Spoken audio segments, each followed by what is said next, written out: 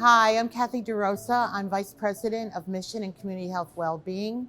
I'm so happy. This is one of my favorite acknowledgements. So today we pause for a special acknowledgement, June 19th. So what is June 19th? June 19th is the annual observation of Juneteenth, also known to many as Freedom Day. It was June 19th, 1865, when the emancipation of slaves is fully enforced in our nation.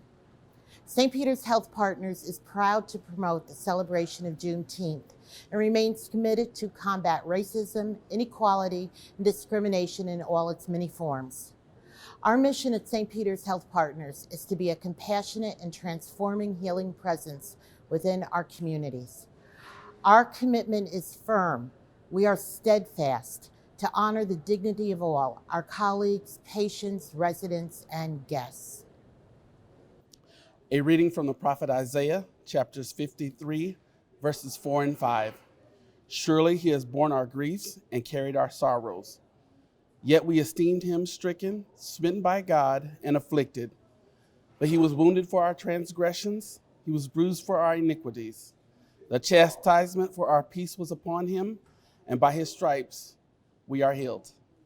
This passage speaks for multiple religious cultures. In Judaism, it depicts the suffering servant as the nation of Israel itself, whose history of suffering has atoning value for the sins of all nations. In Christianity, it depicts the suffering servant as the one who atones for the whole of humanity's sins. So the connection between the two is the power of atoning grace that's made available to all humankind.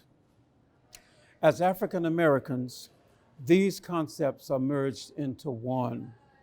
As we celebrate Juneteenth, we commemorate June 19, 1866, when 2.5 years late, there in Galveston Island at Ashton Villa, the announcement was made that the proclamation for emancipation was given, that slavery was ended.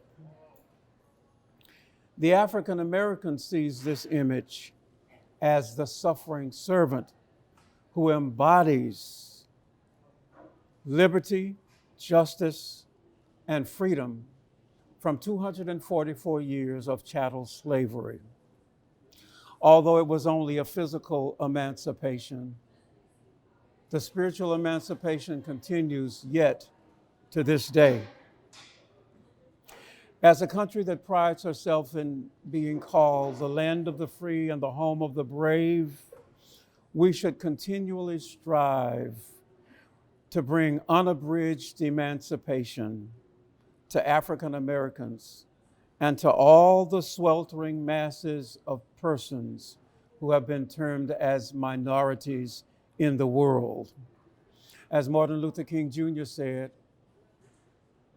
we are not all free until everyone is free.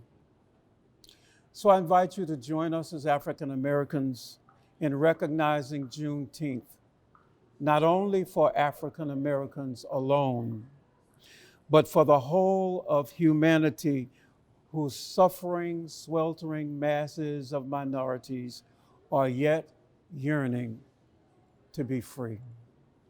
Thank you so much for joining us today for the celebration and page turning in honor of Juneteenth. I want to thank our colleagues, Jay, and certainly Chaplain Byron, for being with us.